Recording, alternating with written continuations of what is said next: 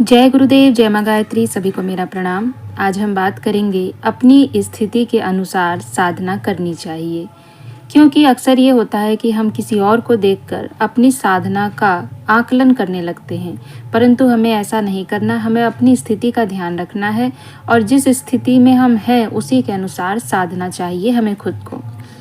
साधु संत और ऋषियों ने लोगों को अपने अपने ध्येय पर पहुंचने के लिए अनगिनत साधन बतलाए हैं। हर एक साधन एक दूसरे से बढ़कर मालूम होता है, और यदि वह सत्य है तो उससे यह मालूम होता है कि ये सब साधन इतनी तरह से समझाने का अर्थ यह है कि ज़्यादातर एक कोई भी साधन उपयोग में आ सकता है, और यह है भी स्वाभाविक ही है वह किसी एक के लिए भी उपयोगी हो सकता है। परंतु बहुधा ऐसा होता है कि बहुत से साधन अपने अनुकूल नहीं होते।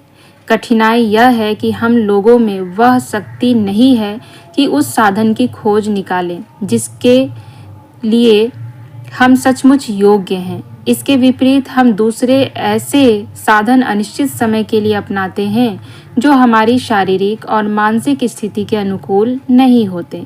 आज ऐसे अनुभवी पथ प्रदर्शकों की भी भारी कमी है जो अपनी सूक्ष्म दृष्टि से यह जान ले कि किस व्यक्ति के अनुकूल क्या साधन ठीक होगा।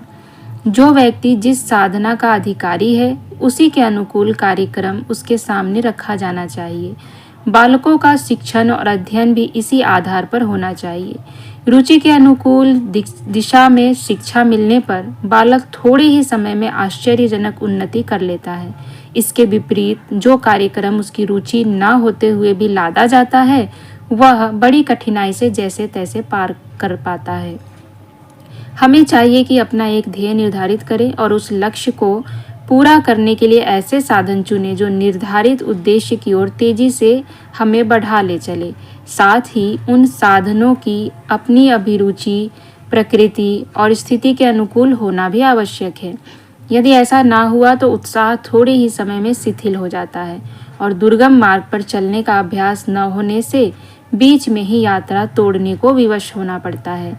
लक्ष्य के अनुकूल, साधन के अनुकूल, अपनी स्थिति, इन तीन बातों का जहाँ समन्वय हो जाता है यहाँ सफलता मिलने में संशय नहीं रहता। हमें अपना विवेक इतना जागृत करना चाहिए जो इस दिशा में समुचित ज्ञान रखता हो और अपने उज्जवल प्रकाश में हमें अभीष्ट लक्ष्य की ओर अग्रसर कर सके। तो अपनी अभिरुचि के हिसाब से, अपनी स्थिति के हिसाब से हमें साधना करनी चाहिए और जितना बन पड़ता है उतना करना चाहिए। यदि कोई बहुत भारी विधि विधान नहीं कर पा रहा है और उसे हम उस पर लाद दें तो निश्चित रूप से वह उसे नहीं कर पाएगा। परंतु यदि हम उसे इस प्रकार से पहले उसकी स्थिति को समझते हुए उसको हम शुरुआत में हल्के रूप से सिखाएंगे तो धीरे धीरे वह कठिन रास्ते को भी अपना लेगा। परंतु हमें उस व्यक्ति की स्थिति को समझना बहुत आवश्यक है।